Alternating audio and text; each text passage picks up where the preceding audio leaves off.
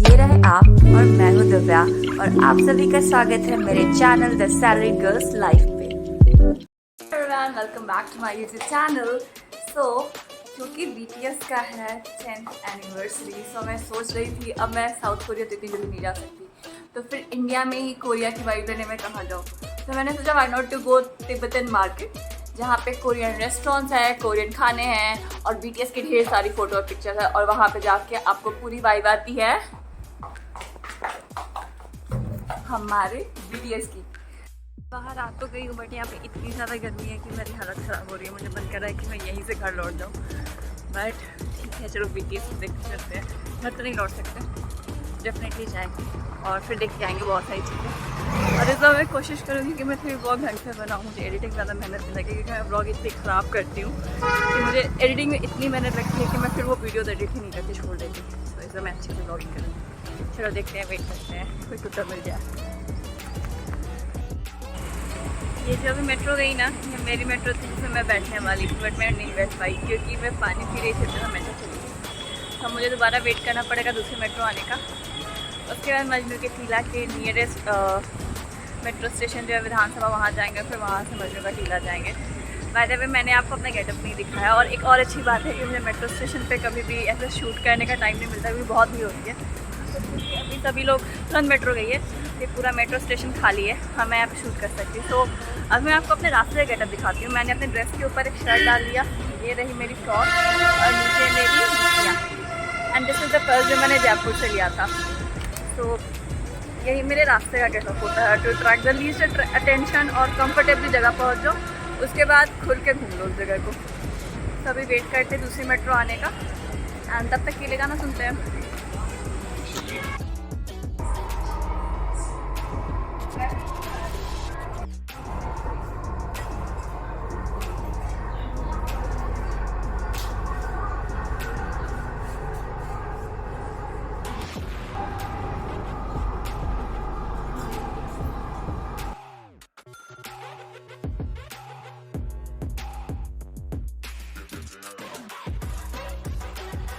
तो फाइनली अब मैं मजनू का टीला पहुंचने वाली हूँ। सिर्फ एक फुट ब्रिज को क्रॉस करना बचा था, जो कर लिया मैंने, और अब मैं आ गई हूँ मजनू की गलियों में, यानी मजनू के टीला में। यहाँ पे वैसे तो लिखा हुआ था no plastic zone, but plastic इधर उधर मुझे दिख रही थी, सो उसे इग्नोर करना और किसी भी मजनू के पीछे चल पड़ना, उससे आप मजनू के टीला पर पहुँच जाओगे। यहाँ पे तो मुझे हर जगह ही लैला मजनू दिख रहे हैं, बट उन्हें इग्नोर करते हैं और जो काम करने हैं वो करने चलते हैं। सो आज मैं आई हूँ तिब्बतन मार्केट में ₹500 फूड चैलेंज करने और घूमने भी, अलॉन्ग विद BTS के एनिवर्सरी सेलिब्रेशन। बट मुझे नहीं पता मैं क्या क्या चीज़ें एक्सप्लोर करूँगी, सो आगे चलते हैं और एक्सप्लोर करना शुरू करते हैं। मजनू की टीला की जो सबसे फेमस चीज़ है वो है लाफिंग। एक है ड्राइड लाफिंग और दूसरी सूप वाली। तो मैं जैसे अंदर घुसी तो वहाँ पे 3-4 लोग लाफिंग बेच रहे थे। तो जिस शॉप पे सबसे कम भीड़ थी मैं उस शॉप पे आ गई लाफिंग खाने के लिए। तो ये रहा लाफिंग का बेस, उसके ऊपर वो डालनी है मिर्ची और उसे फोल्ड करके वो कट कर देंगी। And for your information, laughing purely vegetarian होता है। इसका प्रोसेस आपको यूट्यूब पर मिल जाएगा, बट मैंने वेरीफाई किया था, ये प्रॉपर वेजिटेरियन फूड है। बहुत लोग बोले थे नॉन वेज होता है समथिंग, बट ऐसा कुछ नहीं है, प्रॉपर वेजिटेरियन है, कोई भी खा सकता है। तो अब उन्होंने डाला सूखा वाई, इसे रोल कर दिया, इसे कट कर देंगी और फिर प्लेट में रख के मुझे खाने के लिए दे देंगी। Yummy. Now this is a pretty big bite. मैंने भी नहीं सोचा था मैं इतनी बड़ी बाइट खाऊंगी, बट उसका साइज़ ही काफ़ी बड़ा था, so I can not do anything. So ये था ड्राई लाफिंग फॉर ₹60। नेक्स्ट मैंने ऑर्डर किया था सूप वाली लाफिंग। मैंने सोचा था मैं जब मजनू का टीला आई हूँ, इट्स क्वाइट मतलब बहुत दूर है मेरे घर से, तो हर तरह की जो चीज़ें मैंने सुनी थी यहाँ की फ़ेमस है वो मैं खाई लूँ। सो ड्राइड लाफिंग के साथ साथ सूप वाली लाफिंग भी मैंने सुना था बहुत अच्छी होती है। सो मैंने सोचा why not to try that out. So मैंने इन्हें बोला है सूप वाली लाफिंग बनाने के लिए।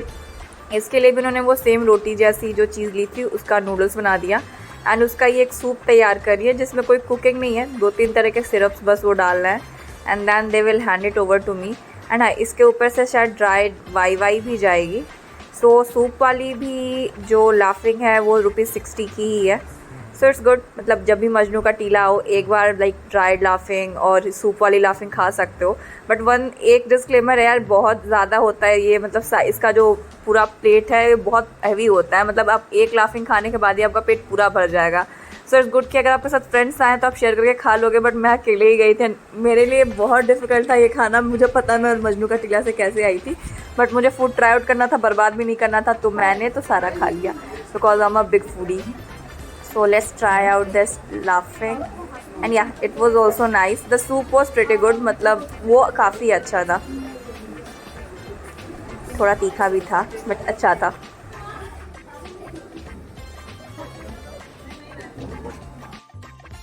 मेरा बैलेंस बचा है ₹380।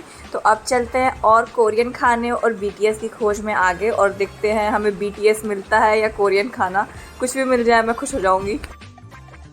पहले तो ये जगह बहुत क्राउडेड है, but now I know the reason, because यहाँ पे बहुत सारे कोरियन स्नैक्स अवेलेबल हैं। सी ऑल द कोरियन रामियंस यहाँ पे मिल रहा है आपको। सभी कोरियन फूड, कोरियन स्नैक्स यहाँ पे अवेलेबल है। जाते वक्त मैं यहाँ से कुछ ले जाऊँगी फॉर श्योर। और हाँ, यहाँ पे आपको कपड़े भी मिल जाएंगे, बट आई थिंक यहाँ पे कपड़े थोड़े ओवर प्राइज्ड हैं। क्वालिटी अच्छी है बट ओवर प्राइज्ड है। सो अगर कम प्राइस में लेना है then take a look from Sarojini Lajpat. So ये और कोरियन स्नैक्स जाते जाते मुझे दिख रहे हैं, रामियंस वगैरह। मैं जाते वक्त डेफिनेटली कुछ लेके जाऊँगी, बट अभी मैं कुछ कैरी करके नहीं चलना चाहती अपने साथ। सो आगे बढ़ते हैं। और ये थोड़े और कोरियन स्नैक्स। वैसे मैं कोई कोरियन रेस्टोरेंट खोज रही हूँ जहाँ मैं जाके बैठ के आराम से खा सकूँ। मतलब पूरी गलियाँ ही लगता है कोरिया की गलियों में मैं आ गई हूँ। बट मुझे एक चीज़ का दुख है कि मुझे अभी तक कोई भी BTS का पोस्टर नहीं दिखा। शायद मैं गलत रेस्टोरेंट या गलत गली में घुस रही थी। एनीवेज आगे चलते हैं।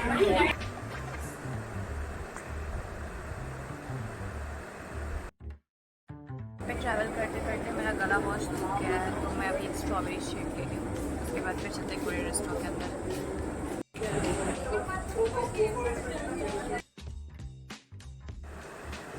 ये आ गई मेरी बोबा टी, जो कि वैसे तो नॉर्मल स्ट्रॉबेरी शेक्स के जैसे ही थी, सिर्फ एक चीज़ को छोड़ के, क्योंकि इसमें एक है सुपर एक्साइटिंग या फिर स्ट्रेंज एलिमेंट मैं बोल सकती हूँ। इसमें कुछ बबल्स पड़े हुए हैं नीचे, जो कि मतलब एक गमी फ्लेवर दे रहा है, जो कि मुझे नहीं पता मुझे अच्छा लग रहा है कि बुरा लग रहा है, बट हाँ इट्स न्यू फॉर मी। मैंने ऐसा कुछ पहले कभी नहीं खाया। सो अब जल्दी जल्दी चलते हैं और कोरियन रेस्टोरेंट खोजते हैं, इससे पहले कि मैं अपने सारे पैसे इधर उधर उड़ा दूँ। तो मैं एक ऐसे रेस्टोरेंट में जाना चाहती हूँ जहाँ पे प्रॉपर कोरियन स्टाइल में बैठ के खाने को मिले, ऐसे टेबल चेयर्स पे नहीं। बट अनफॉर्चुनेटली एक दो रेस्टोरेंट जहाँ मैं गई थी वहाँ पे वैसी जगह फुल थी या तो टेबल चेयर्स बस थे। मैंने सोचा कि बाद में आते हैं दूसरा रेस्टोरेंट है जो कि खाली हो, मिल जाएगा वो।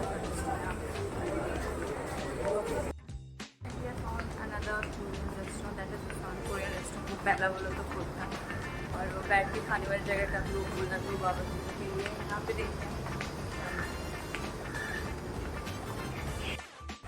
सो फाइनली मैं पहुँच गई बुसान कोरियन रेस्टोरेंट, जंगकुक जहाँ पे पैदा हुआ था। सो अभी फ़िलहाल मैं खाने पे फोकस करती हूँ, बिकॉज BTS के नाम पे मुझे बस ये बुसान का रेस्टोरेंट ही मिला है।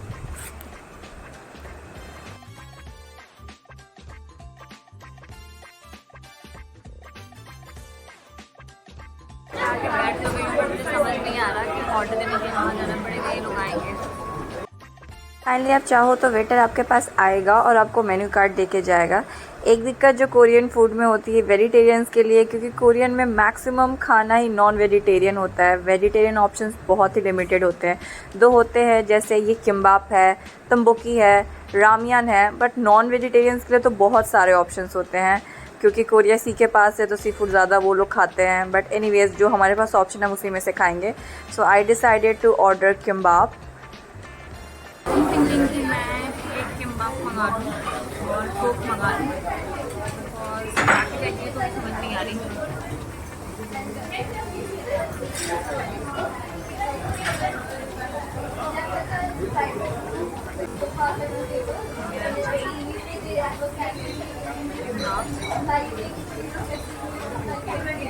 बाकी मेरे को समझ नहीं आ रहा।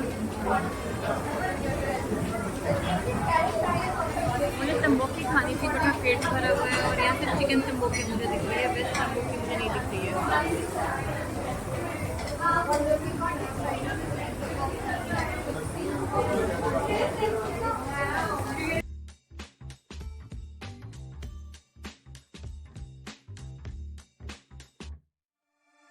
बी ऑनेस्ट मैंने इतना कभी अपने स्कूल एग्ज़ाम में किसी बुक को इतने ध्यान से नहीं पढ़ा होगा या कभी कॉलेज में नहीं पढ़ा होगा जितने देर से मैं इस मेन्यू को देख रही थी और घूरे जा रही थी, क्योंकि मुझे लिटरली कुछ समझ नहीं आ रहा था कि मैं फाइनली क्या ऑर्डर करूँ। हर एक चीज़ नहीं थी मेरे लिए और मुझे सब कुछ ही ट्राई करने का शौक़ था, बट मेरे पेट में भी लिमिटेड जगह थी और मेरा बजट भी लिमिटेड बचा था, दैट इज़ 260। सो फाइनली इतनी देर तक इस मेन्यू को घूरने के बाद मैंने डिसाइड वही किया जो मैंने सबसे शुरू में डिसाइड किया था कि मैं किम्बाप और कोक लूँगी। So kimbap was for ₹200 and coke was ₹20 plus additional charges जो आप रेस्टोरेंट में पे करते हो, परफेक्ट फॉर ₹260 बैलेंस।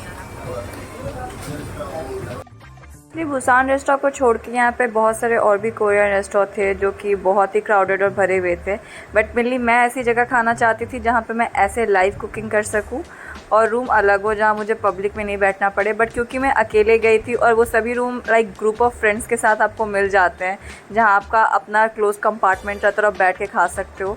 ऐसे अकेले जाने में वो रूम मिलने के चांसेस थोड़े कम हो जाते हैं बिकॉज आप सिंगल और कितना ही खाओगे। तो बुसान रेस्टोरेंट में फिर भी कोरियन स्टाइल में आपको खाना सर्व हो जाएगा, आपको कोरियन स्टाइल में बैठने की जगह मिल जाएगी और मोस्ट प्रोबेबली खाना भी आपको कोरियन अच्छा खाने को मिलेगा। एक्सपेक्टेशन तो मेरी अभी तक यही है और यहाँ पे भीड़ देख के लग रहा है that is this restaurant is one of the good restaurant of Majnu का टीला। सो फ़िलहाल वेट करते करते अब मैं थक चुकी हूँ, अब सीधा खाना आने के बाद ही मैं शूट करना शुरू करूँगी।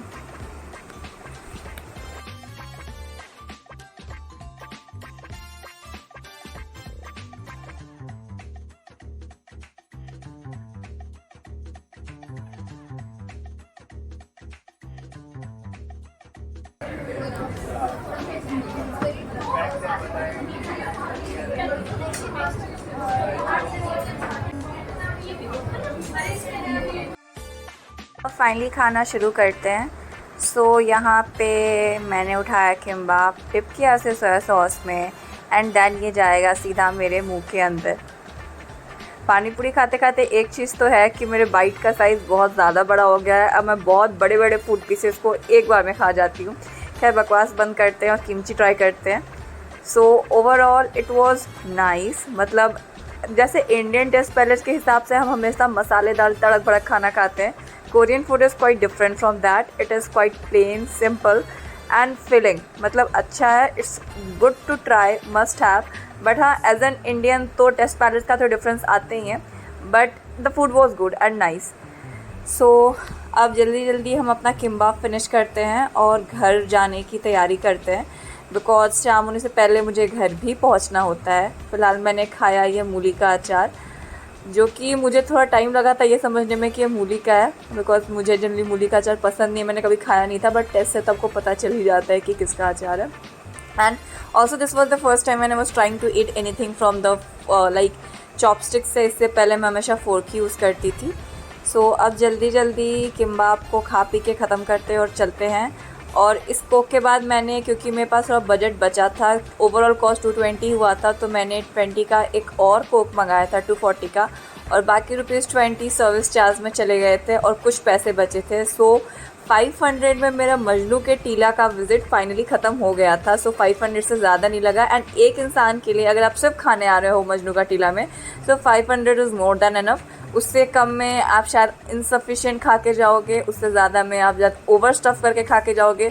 500 is just the perfect amount. So इसी के साथ मैं अपना ये चैलेंज ख़त्म पैक करने से पहले एक ज़रूरी सूचना, क्योंकि मैंने सोशल मीडिया पे भर के देखा था कि मजनू के टीला में आपको BTS के बहुत सारे पोस्टर्स, बहुत सारे गाने, बहुत सारी चीज़ें देखने को मिलेगी। दो कोरियन कल्चर आपको देखने को मिलेगा, कोरियन खाना और स्नैक्स देखने को मिलेगा, बट BTS के पोस्टर्स और वैसे जो दिखते हैं सोशल मीडिया साइट्स पे, वैसा मुझे कुछ अभी तक तो देखने को नहीं मिला है। 500 मार्केट का फूड चैलेंज इसको करते हैं यही ख़त्म और फिर मिलते हैं नेक्स्ट वीडियो में। खा